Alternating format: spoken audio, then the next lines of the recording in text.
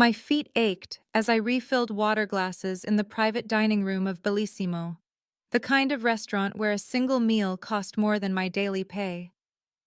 17 hours into a double shift, my third this week, and the exhaustion had settled into my bones like a permanent resident. The room felt suffocating despite its size, heavy burgundy curtains blocking out the city lights, the air thick with cigar smoke and the scent of expensive whiskey. 6 men in tailored suits occupied the large round table, their voices hushed, but their presence commanding the space.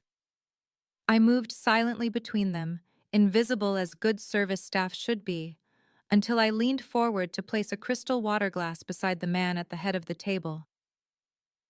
He had the kind of face that belonged on currency, sharp cheekbones, steel blue eyes, and a jawline that could cut glass.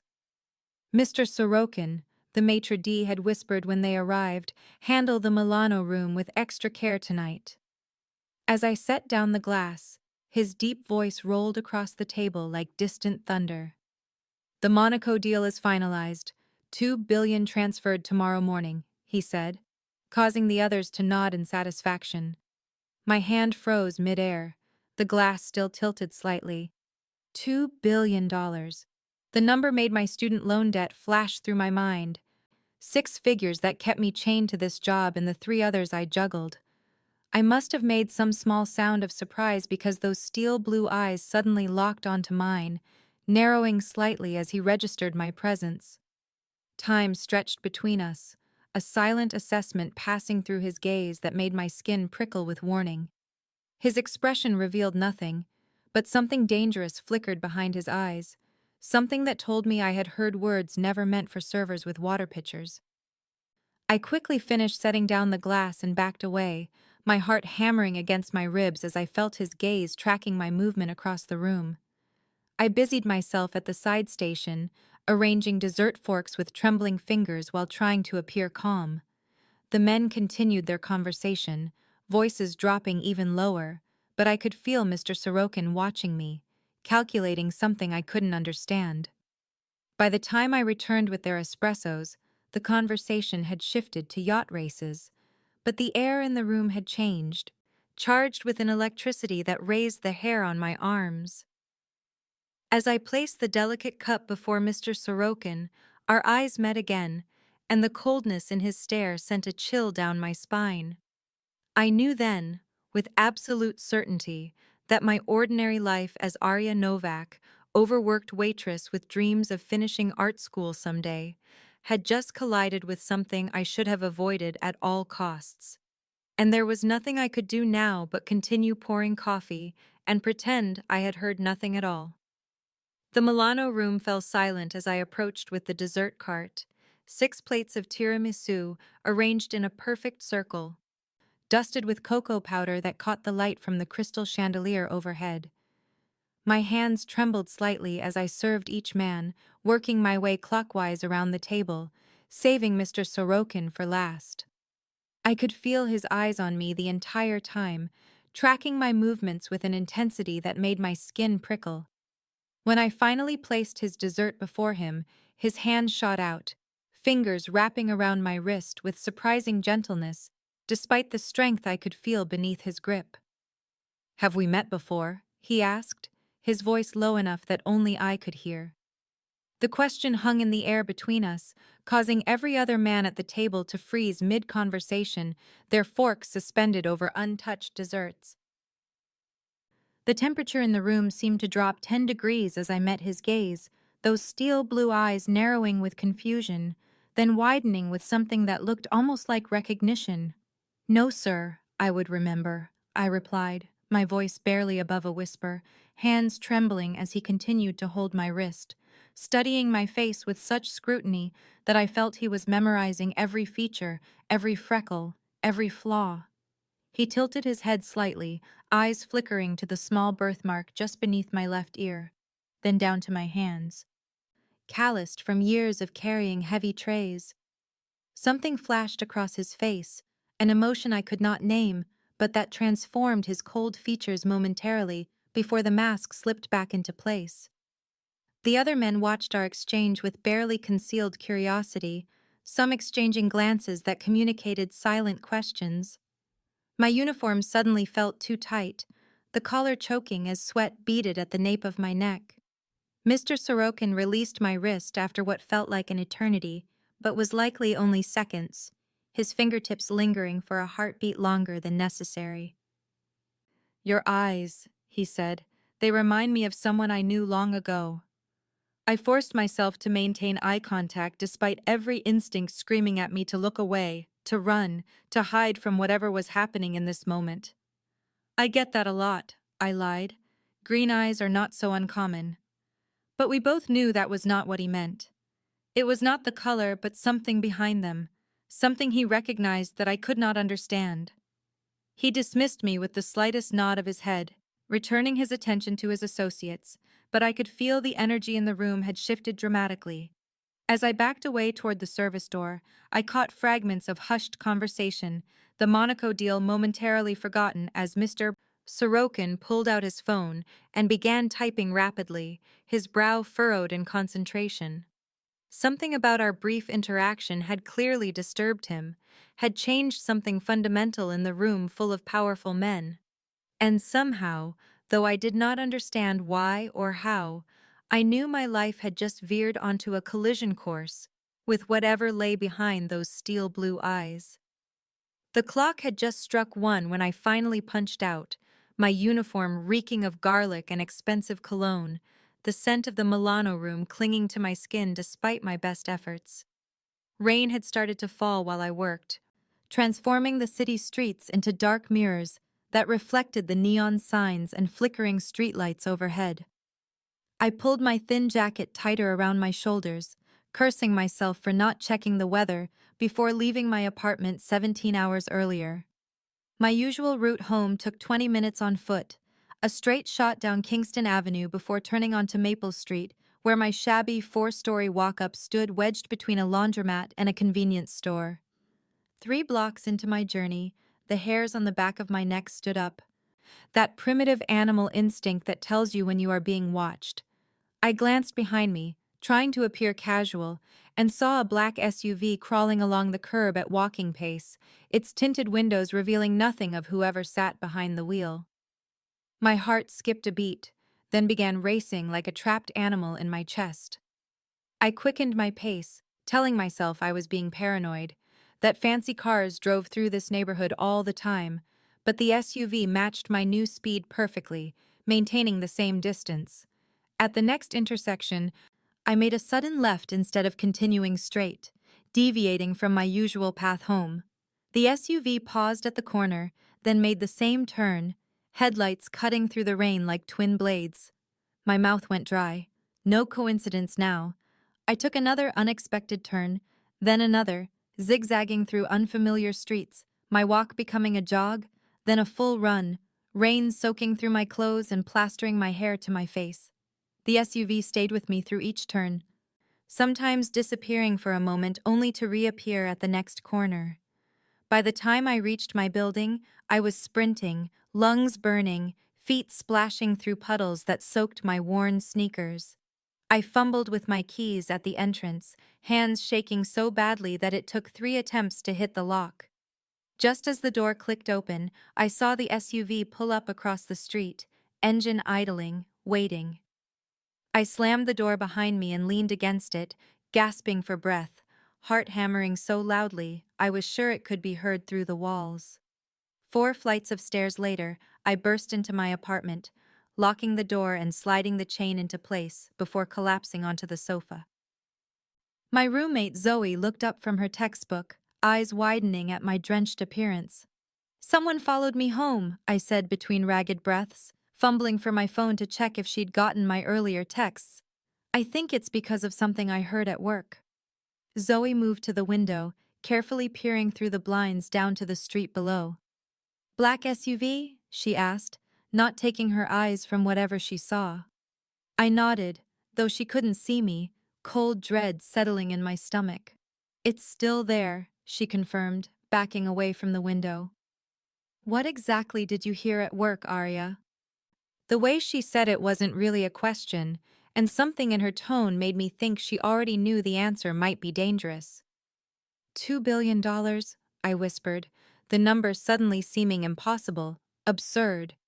I heard about a $2 billion car deal happening tomorrow, and someone noticed me listening. I slept fitfully that night, the black SUV appearing in my dreams, its windows rolling down to reveal nothing but darkness inside. Morning came too quickly, the pale sunlight doing little to dispel my anxiety as I made my way to work. My body protested with every step, muscles aching from the unexpected sprint the night before, but I could not afford to call in sick. The restaurant was quiet when I arrived, the lunch shift preparation still hours away, chairs stacked neatly on tables, polished surfaces gleaming in the morning light. I had just reached the locker room to change into my uniform when our floor manager, Marcus, appeared in the doorway, his expression unreadable. "The owner wants to see you in the office," he said, his voice unusually formal. My stomach dropped to my feet, a cold sweat breaking out across my back. Had someone reported my eavesdropping? Was I about to be fired? Marcus escorted me to the small office at the back of the restaurant, his silence only amplifying my fear. When he opened the door, my legs nearly gave out beneath me. There, sitting behind the cluttered desk as if he owned it, was Mr. Sorokin, still in the same impeccable suit from the night before, looking as fresh as if he had just stepped out of a magazine spread. The fluorescent lighting cast harsh shadows across his face, making his features even more severe than I remembered. Behind him, security monitors displayed grainy footage of the empty restaurant. Schedule boards filled with staff names and time slots lined the walls. "Marcus, leave us," Mr. Sorokin said. Not a request, but a command. My manager hesitated for only a second before nodding and backing out of the room, closing the door behind him with a soft click that sounded like a gunshot in the silence. I remained frozen near the entrance, my back pressed against the door, as if I might be able to melt through it and escape. Mr. Sorokin regarded me silently for a long moment, his blue eyes cataloging every detail of my appearance, from my rain-damaged shoes to my unwashed hair hastily pulled into a messy bun. "Aria Novak," he finally said, my name in his mouth sounding foreign, dangerous. "Daughter of Mikhail Novak, the man who saved my life 15 years ago." The words hit me like a physical blow, confusion flooding through me as I tried to make sense of what he was saying. "My father died when I was 12. I barely remember him," I whispered, my voice sounding small and far away, even to my own ears. I remembered a gentle man with calloused hands who drove a taxi and read me bedtime stories, who disappeared one night and never came home. The police had said it was a robbery gone wrong, a passenger who pulled a gun, a sad but common end for cab drivers in bad neighborhoods. Mr. Sorokin leaned forward, placing his elbows on the desk, eyes never leaving my face. "What they told you was a lie," he said softly. "Your father was much more than a taxi driver, and his death was no random act of violence. He gave his life to protect me, to ensure the Sorokin family survived the Ivanov betrayal. And now, after all these years, fate has brought his daughter to serve me tiramisu." The security monitors flickered behind him, casting strange patterns of light across his face as my world tilted on its axis. Everything I thought I knew about my father suddenly called into question by this dangerous man and his impossible claims. The black sedan waited for me at the curb, its sleek exterior gleaming under the morning sunlight despite the previous night's rain. Mr. Sorokin stood beside it, holding open the rear passenger door with a gesture that was both invitation and command. I hesitated, every instinct screaming that getting into a car with this man was dangerous, possibly fatal. But the promise of answers about my father tugged at me with equal force. My father was not who I thought he was, this stranger claimed. After a moment's hesitation, I slid into the butter-soft leather interior, pressing myself against the opposite door as Mr. Sorokin took the seat beside me. We drove in silence through the city, the buildings growing taller and more expensive as we moved into the financial district. The car eventually pulled into a private underground garage beneath one of the tallest glass towers downtown. Mr. Sorokin led me to a private elevator that required both a key card and fingerprint scan to operate, his hand resting lightly on my lower back as we stepped inside. I flinched at the contact but did not pull away. The elevator opened directly into a penthouse apartment that took my breath away despite my fear. Floor-to-ceiling windows revealed a panoramic view of the city that made it seem small and conquerable. The space was minimalist in design, all clean lines and neutral colors, expensive art pieces providing the only splashes of vibrancy. I noticed men positioned discreetly throughout the space, earpieces and subtle bulges beneath their jackets marking them as security. "Please sit," Mr. Sorokin said, gesturing to a white leather sofa that probably cost more than a year of my rent. I perched on its edge, back rigid, hands clasped tightly in my lap. "Viktor," he said suddenly, "if we are to have this conversation, you should at least know my name." Viktor moved to a sleek credenza and returned with a leather portfolio, sitting beside me close enough that I could smell his cologne, something subtle and expensive that made my chest tighten. He opened the portfolio to reveal photographs I had never seen before. My father, looking younger than I remembered him, standing beside a large man with Viktor's eyes. In another, my father held me as a toddler, his smile wide and genuine as I reached for the camera. "Where did you get these?" I whispered, fingers hovering over the images, afraid to touch them as if they might disappear. "Your father wasn't just a cab driver, Aria," Viktor said, his voice gentler than I had heard it before. "He was my father's most trusted confidant, his right hand for nearly 20 years. When the Ivanov family came for us, he sacrificed himself to get me to safety. I had been 12 when the police came to our door, my mother collapsing in the hallway as they delivered news of his death. A robbery, they had said. Wrong place, wrong time." I shook my head, unable to reconcile the simple man I remembered with the one Viktor described. "This can't be true," I said, though doubt had already taken root. "If what you're saying is true, why did no one tell us? Why did your family abandon us?" Viktor turned another page in the portfolio, revealing newspaper clippings about a warehouse fire that had claimed 4 lives. "We didn't abandon you," he said quietly. "We looked for you and your mother, but you had disappeared. Your mother changed your names, moved you across the country. It took my people years to discover what happened to you, and by then your mother had already passed. I had been away at college when my mother died, quietly and alone in a hospital room. She'd never remarried, never spoken much about my father except to say he had been a good man who loved us." Tears blurred my vision as pieces of my childhood began to shift and rearrange themselves like a kaleidoscope, forming new patterns I had never seen before. Viktor reached out hesitantly, his hand hovering near mine before gently covering it, the unexpected tenderness more shocking than if he had grabbed me.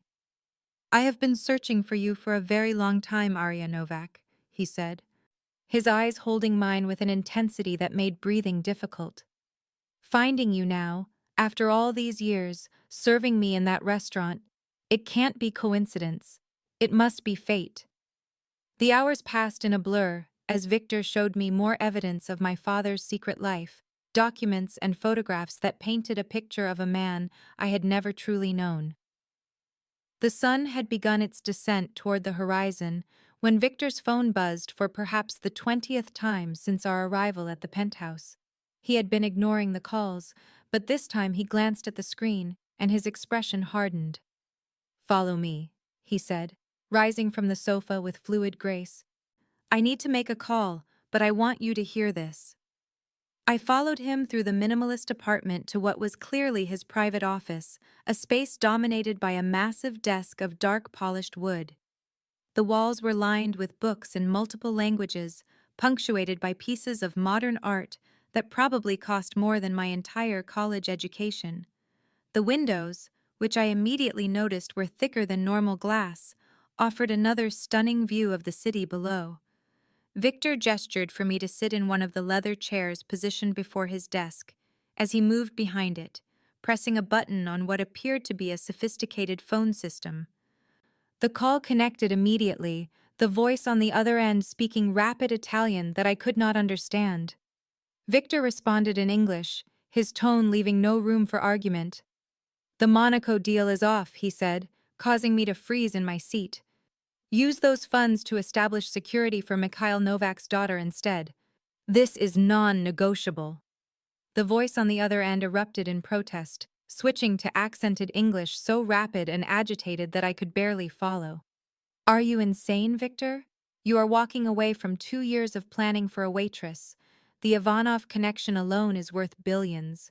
Your father would never have allowed sentiment to interfere with business." Victor remained unnaturally still as he listened to the tirade, only the slight tightening of his jaw revealing any emotion. When he finally spoke, his voice was deadly quiet, the kind of silence that falls before an avalanche. "My father is dead, Alexei, as is Mikhail Novak. Both died protecting the future of this organization. If you believe I would prioritize car dealerships over the security of Novak's daughter, you fundamentally misunderstand everything my father built." The man on the phone fell silent for several heartbeats, then sighed heavily. "Very well," he conceded. "I'll make the necessary arrangements, but the council will need to be informed of this change in strategy." "Of course," Victor replied smoothly. "I'll handle the council personally." He ended the call with a precise motion, his eyes finding mine across the expanse of his desk. I remained frozen in shock, trying to process what I had just witnessed. $2 billion. The deal I had overheard the night before had just been cancelled, the unfathomable sum redirected because of me, because of who my father had apparently been. "Why would you do that?" I finally managed to ask, my voice barely above a whisper in the silent office. The corner of Victor's mouth lifted in what might have been a smile on anyone else, but on him looked dangerous, predatory. "I owe your father a debt that can never truly be repaid," he said simply. "My life for his. The least I can do is ensure his daughter's safety." He moved around the desk, perching on its edge directly in front of me, close enough that our knees nearly touched. "The Monaco acquisition was important," he continued, "but replaceable. You are not."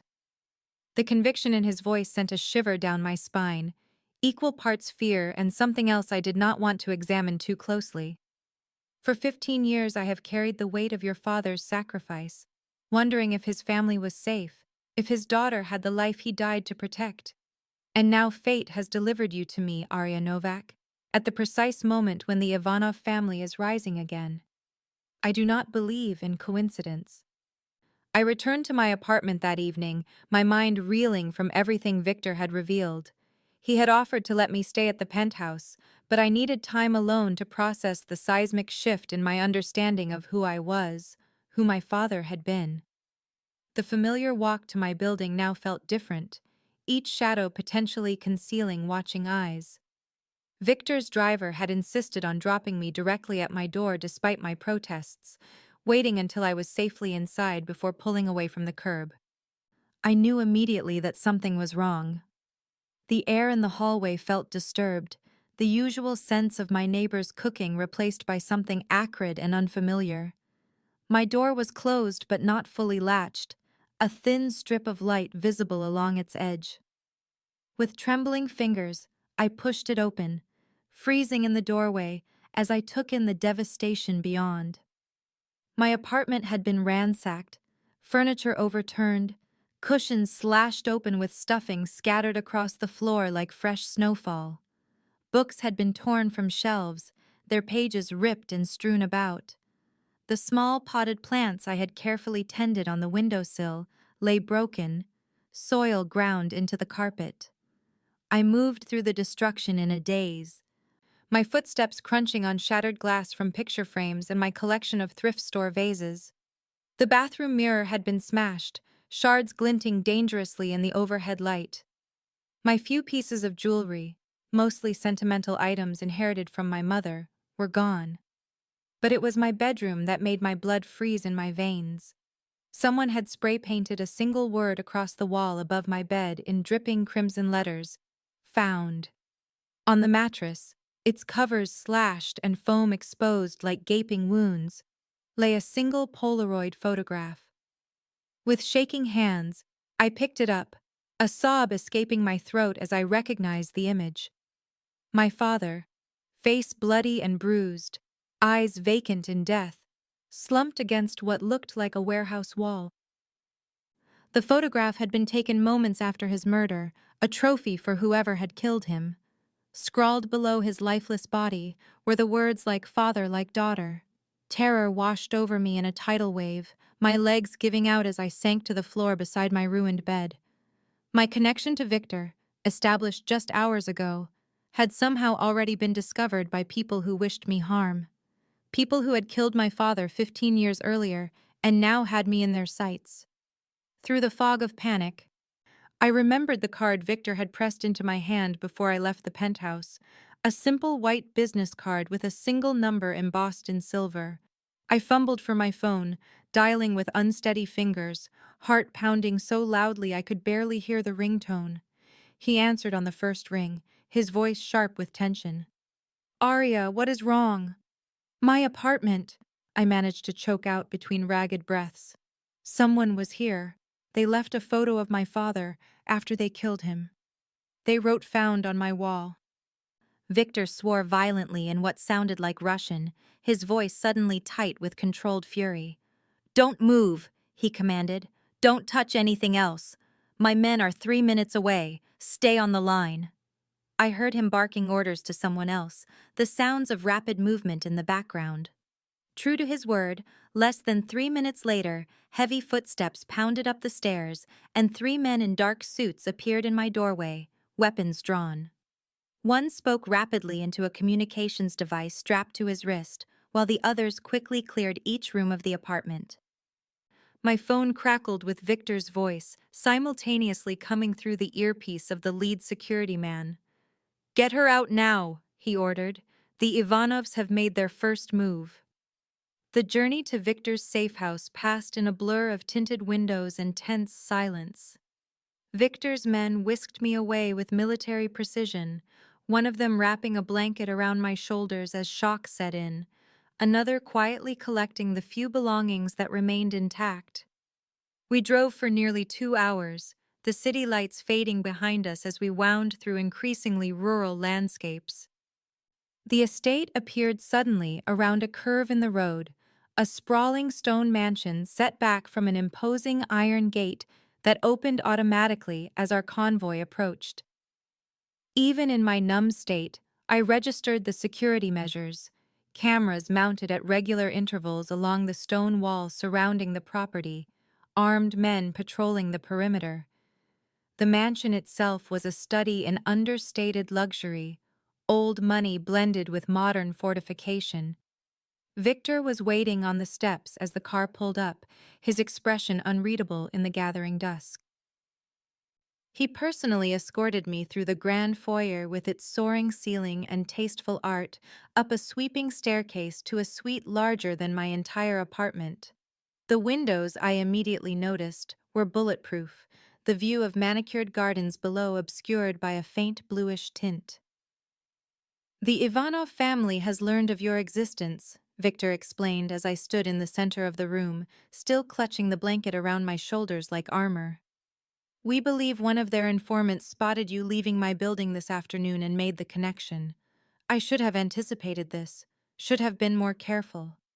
I turned to face him, anger suddenly cutting through my fear. "You were supposed to keep me safe," I said, my voice raw with emotion. "Instead, I get involved with you for one day, and my entire life is destroyed. My home, my privacy, my sense of security, all gone." Viktor flinched as if I had struck him, a crack appearing in his impassive facade. "I was supposed to protect you, not put you in danger," he admitted, his voice softer than I had heard it before. "This is not how I imagined finding Mikhail's daughter." He moved to the window, gazing out at the gathering darkness, shoulders tense beneath his expensive suit. When your father died getting me to safety, I made a promise that I would protect his family if I ever found them. I have failed in that promise. I sank onto the edge of the massive bed, suddenly exhausted beyond measure. I've been surviving on my own since my mother died 5 years ago, I said, fingers tracing the intricate pattern on the silk duvet. I don't need protection. My entire adult life had been spent in self-sufficiency, working multiple jobs to put myself through school, paying my mother's medical bills, learning to exist in a world that did not care if I survived. Yet here I was, in a fortress belonging to a dangerous man who had upended everything I thought I knew about myself and my family. Viktor turned from the window, the fading light casting shadows across his features, softening the hard edges I had come to associate with him. For a moment, I glimpsed something unexpected: vulnerability, perhaps even guilt. The Ivanovs killed your father because he chose loyalty to mine over fear, he said quietly. They will kill you simply for being his daughter, for being connected to me. Whether you believe you need protection or not, I will provide it. This is not negotiable. His words should have sounded threatening, dictatorial, but instead they carried the weight of a vow. Here, in this fortified mansion with its gardens and guards and golden cage luxury, I was a prisoner of circumstance, caught between the ghost of my father's choices and the reality of Victor's world. A world of billion-dollar deals canceled with a single phone call, of enemies who would destroy an innocent woman's home just to send a message, of a man whose sense of honor and duty had somehow survived in a life built on violence and power. Despite my exhaustion, despite my fear and anger, something shifted between us in that moment. The monster from the Milano room was becoming human before my eyes, revealing depths I had not expected and connections I could no longer deny. I slept fitfully in the luxurious prison Victor had provided, waking at every unfamiliar sound, the weight of recent revelations pressing down on me like a physical force. It was just past midnight when the attack came. The first explosion rocked the foundation of the mansion, the concussive force rattling the bulletproof windows in their frames.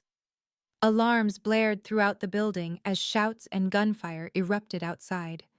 I scrambled from bed, heart pounding in my chest as I fumbled in the dark for something to wear. Before I could reach the door, it burst open to reveal Victor, a pistol gripped in one hand while the other reached for me. "We need to move you to the secure room," he said, voice calm despite the chaos erupting around us. Shots were being fired somewhere on the grounds, the staccato rhythm of automatic weapons punctuating the night. Victor led me through darkened hallways, his body positioned between me and any potential threat, down a concealed staircase I hadn't noticed during my tour of the house. We emerged into what appeared to be a library, its walls lined with leather-bound volumes, a fire crackling in a stone hearth despite the late hour. From here, I could no longer hear the gunfire, the room apparently soundproofed against the violence above. "Safe room," Victor explained, securing multiple locks on the reinforced door behind us. "No one gets through that without explosives that would bring down half the house." Rain had begun to fall outside, lashing against the narrow windows set high in the walls, the drops illuminated briefly by flashes of what might have been lightning or muzzle fire. I sank into one of the leather armchairs positioned before the fire, my body trembling with adrenaline. "Is this because of me?" I asked, watching as Victor poured amber liquid into 2 crystal tumblers. He handed one to me before taking the chair opposite mine, his face transformed by the dancing firelight, shadows accentuating the sharp planes of his cheekbones, softening the hardness I had come to expect from him. "The Ivanovs have been waiting for an opportunity to strike at me for years," he said, taking a sip from his glass. "You simply provided them with additional motivation. They would have eventually found another excuse."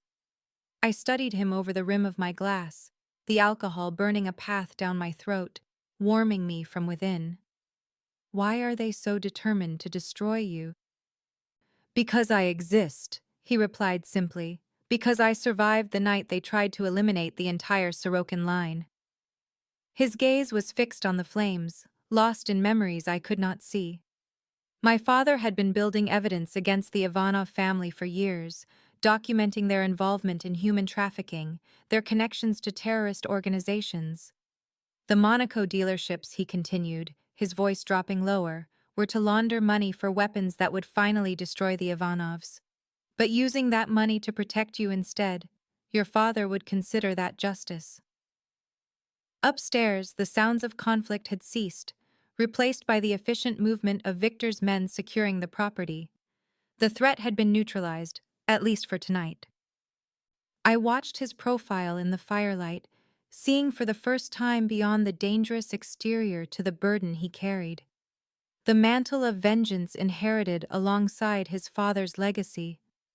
The debt he felt to my father, a man who had given his life so that Viktor might live, a man whose existence I was only beginning to understand. Something shifted between us in that moment, the flicker of connection that had begun earlier strengthening, evolving into something I could no longer dismiss. This man, with his empire built on violence and power, was fighting the same shadows that had taken my father, seeking the same justice, carrying the same wounds. Despite my determination to resist, to maintain the moral high ground, I found myself understanding him in ways I had never expected. The distance between Waitress and Maffia boss, between victim and protector, between two strangers connected by a 15-year-old sacrifice, seemed to shrink in the warm glow of the firelight as rain continued to lash against the windows, the world outside held at bay by stone walls and shared purpose. Dawn broke over the mountains in the distance, painting the sky in watercolor hues of pink and gold. Viktor had insisted on driving me himself after the attack on the safe house, his security detail following at a discreet distance in separate vehicles. We had been driving for hours, following winding roads through forests and across valleys, eventually stopping at a scenic overlook above the city I had called home. The skyline shimmered in the early morning light, buildings catching fire as the sun crested the horizon, transforming glass and steel into molten gold. From this distance, the city looked peaceful, untouched by the violence that had erupted in my life like a sudden storm. Viktor cut the engine, the sudden silence heavy between us as we sat side by side in his sleek black car, the leather seats still carrying the warmth of our bodies. "I have arrangements in place," he said finally, his voice low and measured as he gazed out at the awakening city below. "A new identity, documents, accounts with enough money to start fresh anywhere you choose. You could be on a plane by nightfall, disappear so completely that neither the Ivanovs nor I would ever find you again." The offer hung in the air between us. Escape dangled before me like a lifeline. I could walk away from all of this, from the danger and violence that seemed to follow Viktor like a shadow. I could reclaim some version of normalcy, build a life untouched by billion-dollar deals and rival mafia families. I could forget I ever heard the name Sorokin or learned the truth about my father.